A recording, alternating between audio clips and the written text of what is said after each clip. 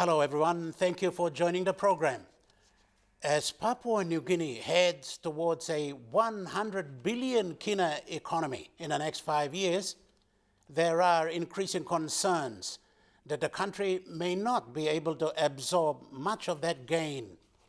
We are seeing growth at an unprecedented scale. Also, the amount of money going to the districts and the LLGs has never been seen before in the history of this country. Amidst all the caution, the government is forging ahead with small reform packages that will hopefully see more Papua New Guineans taking advantage of the growing economy. Those issues were discussed in Leh at the weekend when members of the ruling People's National Congress met to discuss the state of the country.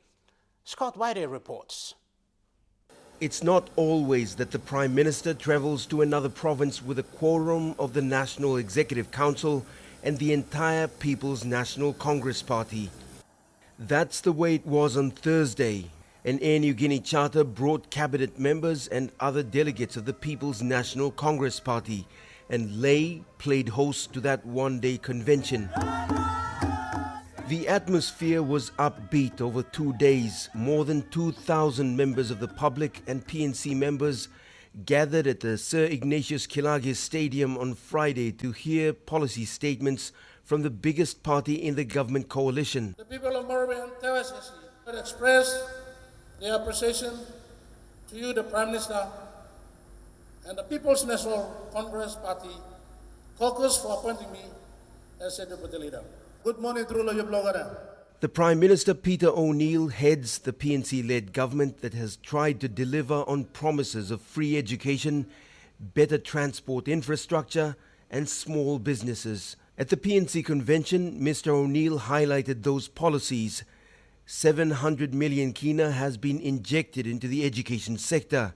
Over 2 million kina has gone into developing transport infrastructure, and the participation by people in small to medium enterprises has received special attention. We have now begun the genuine decentralization of government and the delivery of basic services to all our provinces, to all our districts, and to all our local level government wards throughout the country. We have done this so by now providing direct funding to these levels of government for the first time in the history of our country. We are doing this basically because we want to decentralize the power and decision-making process from Waigani and Port Moresby to all our people out in the communities where it matters most at the grassroots level. The convention comes at a time when the country's economy, at least according to central bank figures, is doing quite well. An upward-leaning 5.9% GDP growth rate, well-managed inflation, and a promising macroeconomic future. Finance Minister James Marape, like other key ministers of government, has taken personal responsibility over the budget. The Treasury has released so far 60% of the total warrant meant for running of this fiscal year, and that means that 60% of the cash has been found, located, and we've sent the warrants out to respective sectors and agencies. So let me give the assurance to the nation that your economy is being managed well. We look forward, the Treasurer will put forward the mid-year economic fiscal outlook to the nation. For the first time, the Treasurer has also published publicly the warrants that have been issued out to all sectors, so that the nation is not kept in suspense as to whether money has come out from Waigani yet or not. So we're lifting the ceiling of district appropriation to 500,000 kina from 300,000 kina. At the announcement of the 2013 budget in November last year, Papua New Guineans were both impressed with the budget figure of 13 billion kina and at the same time expressed grave concerns over the possible wastage, corruption and the big concessional loans sought from the Exim Bank of China. In the past couple of years, there's been billions of kina coming into national government, national planning, and other government agencies. There's no accountability because nobody knows that this money is there. Only a few people who know, they come and try to get the money and creating all the problems that we have seen. So allocating it to the districts and the provinces, there may be some problems, but eventually people will know that there's money there and that there'll be better accountability of the funds that will be expended at that level. And I think we should see a lot more services at those levels. There was also a concern that the subnational levels of government just didn't have the capacity to handle large amounts of funding that was going to be pumped into the districts and the LLGs. That 500,000 per LLG will actually go through the district.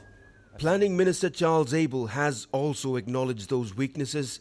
He said in an interview with MTV on Friday that the government is working on a package of reforms that includes building capacity at lower levels of government.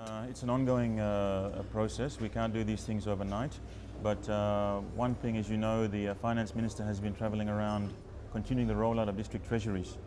So I think most districts now at their headquarters have a district treasury building which has the supporting generator and banking facilities and administration facilities, together with the establishment of their computerized PGAS system, so they're able to establish themselves properly and generate their own checks and against a computerized chart of accounts and PGAS system, and that's part of it. But where they don't have that sort of capacity, I think they've got to rely on the next level up, which is the provincial government system. The growth in the economy has been largely driven by the mineral and petroleum sectors. The non-renewables give Papua New Guinea a short-term boost of revenue. But the Prime Minister says it is wary of the temptation to ignore other sectors with the inflow of big revenue. Because we've seen in the past, and we will see if we do not make those drastic steps and take those drastic steps, what will happen is our people will be just bystanders in an economy that is growing. And they will not be meaningful participants, or they will not gain anything meaningful out of this growth that we are experiencing. Now, this is a resource growth that has been driven by oil and gas and the mining sector. We cannot kid ourselves. Those are short-term growths. We must translate those growth into other areas like agriculture, tourism. We must grow the small to medium enterprise businesses on all other sectors, tucker shops to service stations to cleaning to security. This is where our people need our support the best. In order for ordinary people to benefit from the resource boom, the government needs to create enabling environments for business, not just big businesses, but small to medium enterprises owned and operated by Papua New Guineans. To me, there's no doubt that we need to provide a place in our economy, which we call an incubating space. Like when you incubate an egg, you need to put a protective space there where our smaller businesses can develop and grow, can learn to crawl and walk. If you make the economy too open and you allow unfettered access to all aspects of the business sphere, what you do is you're going to crowd out our small business people because they don't have the advantages of some others, particularly outside business people who have more capital and more cultural experience with business.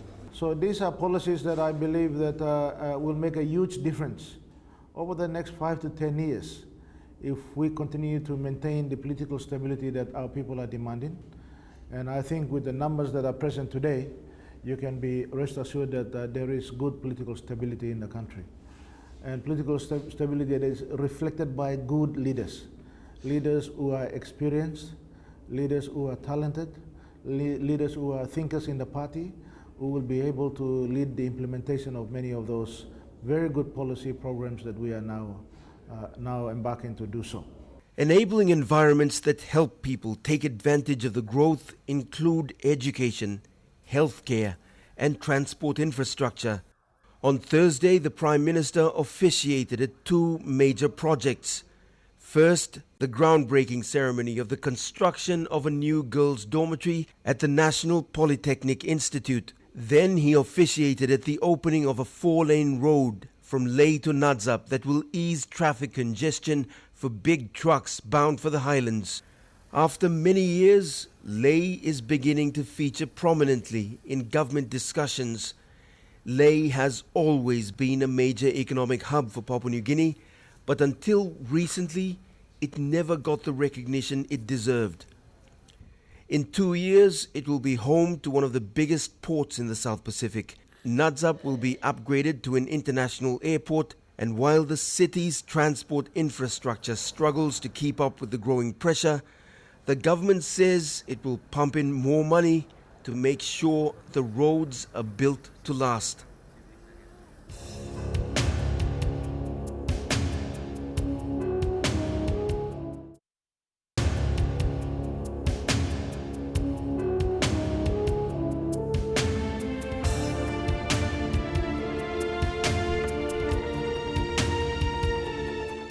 You're back to Tok Piksa. Drug abuse in Papua New Guinea is rampant, cultivation almost widespread. These are illegal activities, yet those involved are doing so with some impunity. That's bad enough. Worse, though, is yet to come, since those who grow, trade, push, and abuse marijuana, for instance, are young people, those who have dropped out of school. They have the time, they have the energy, and they have the will. And there's more. They see money and a moment of high, oblivious to the long-term damage. It's a social problem that's fast becoming a health issue and heading towards a major economic downside. Our next report from Bernadette Effie is a case in point where 109 youths in the Kairuku-Hiri district of Central decided to turn back from that path of destruction. The Mekeo LLG in the Kairuku-Hiri district of the Central Province is some 4 hours' drive from Port Moresby. It has a population of over 30,000.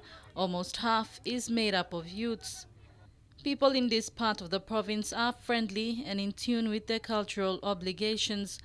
The soil is fertile and variety of foods is grown here. The common cash crop is betel nut. Another crop that has now picked up pace is marijuana. This plant has been the major source of income for the youths. Marijuana does not require a lot of tendering, but it's become a quick way of earning money or getting high. This is not only confined to Kairuku-Hiri, it's a national concern.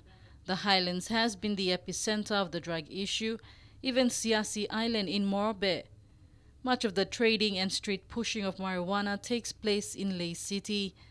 There's also shipment of the drug to the New Guinea Islands provinces. Police in these areas have said they are overwhelmed by the magnitude of the problem. Instances of roadblocks, robberies, murder, rapes, and incest in the country have been sourced to drugs. But something is being done in a small way in the Kairuku-Hiri district. Some 109 youths from the North Mekeo LLG underwent a 2 weeks intensive training on drug abuse and trafficking. So now what we are looking after Lenin, we decided to ask funding or support from the Minister for Youth and Religion, Tony Lujaya Tony, to help us in our youth funding activities, especially like small training business activities and agricultural skills. Also involving youths in sports and other recreational, and funding some instrument for youths to go out and preach. This is along with the 2050 vision. We want leaders to come straight to our village and talk to the village people, give service to the rural area in whatever needs they have to raise. They received their certificates during the International Day Against Drug Abuse and Illicit Drug Trafficking at the Upper Naipi village on Wednesday. The whole community joined the visiting delegation to commemorate the day.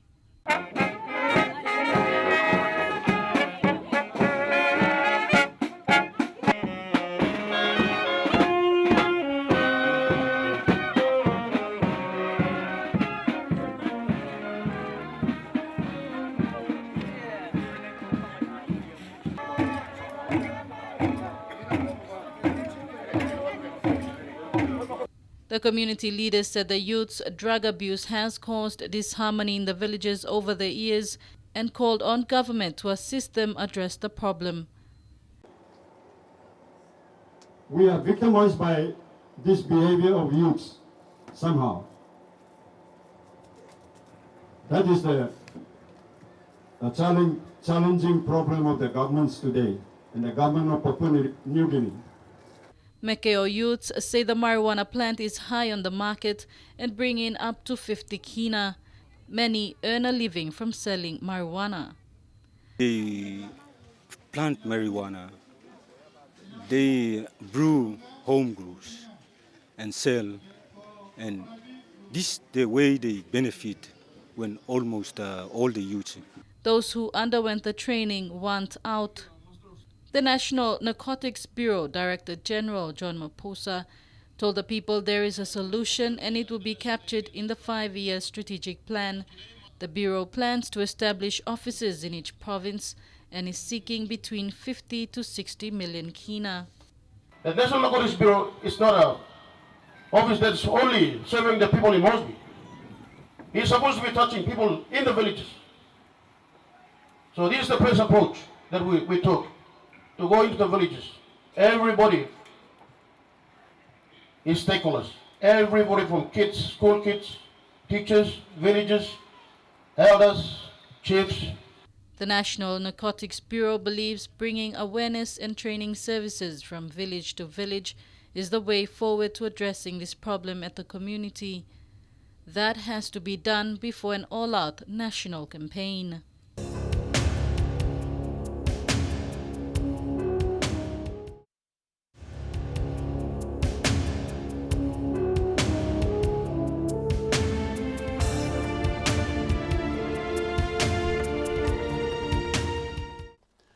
You're back to Tok Piksa. The Eastern Highlands Province has the Goroka Show, the Western Highlands, the Mount Hagen Show, Anga, the Anga Show, annual or biannual.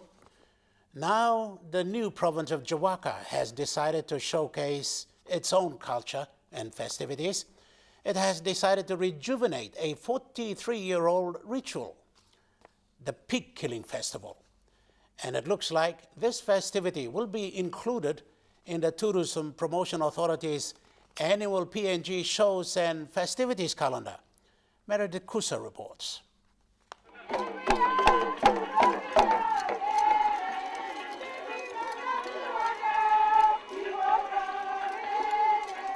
The relaunch of this festival was held at Warakar village, just outside of Barnes Township, with a colorful backdrop. Women with elaborate headdresses made out of feathers from the bird of paradise.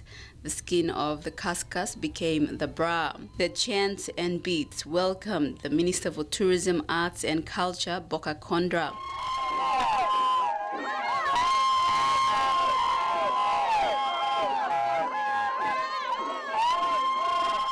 Also present were representatives of the National Cultural Commission. The cultural festival encompasses a pig festival whereby pigs are brought to the arena by different clans of the Komplo tribe. They will be killed at the end of the week-long festival.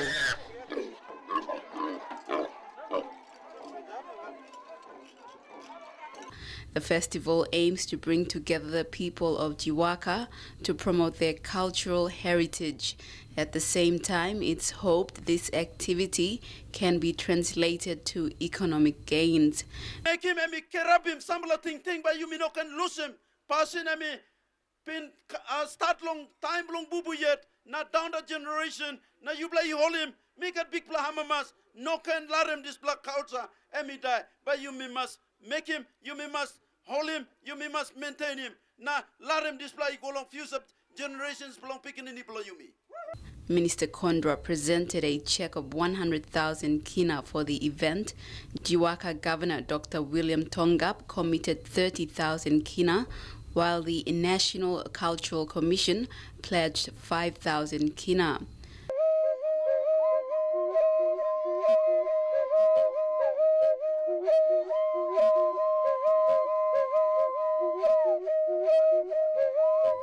To mark the occasion, Mr. Kondra officially opened a Tubuna house.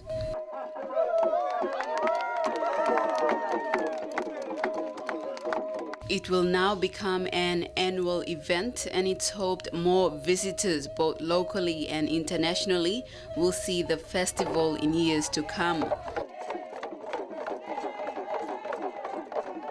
While the Jiwaka Cultural Festival is only new, the Gogodala Kenu and Kundu Festival in the Middle Fly district in the Western Province is one that has been around for 10 years.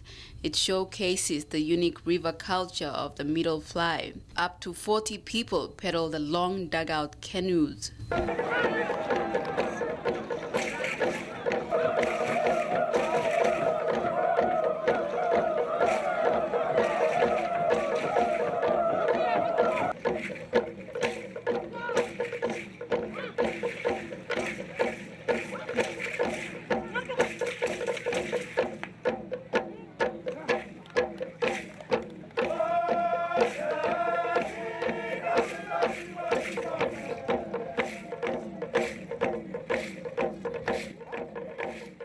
Although in its 10th year, the local MP, Roy Biama, says there's room for improvement. The commercializing of the festival has made the groundwork of staging the festival expensive. Mr. Biama urges his people to be a bit more lenient when charging for stalls and stages.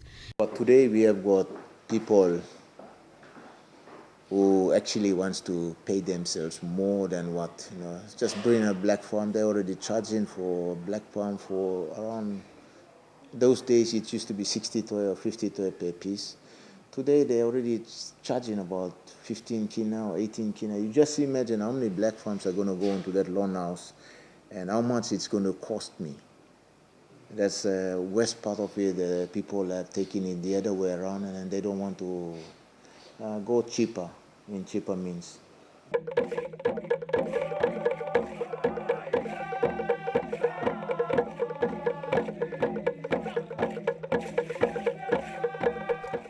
Meredith Kusa, ending this edition of Tok Piksa, a news and current affairs program of MTV. Until another edition, today week, thank you for watching.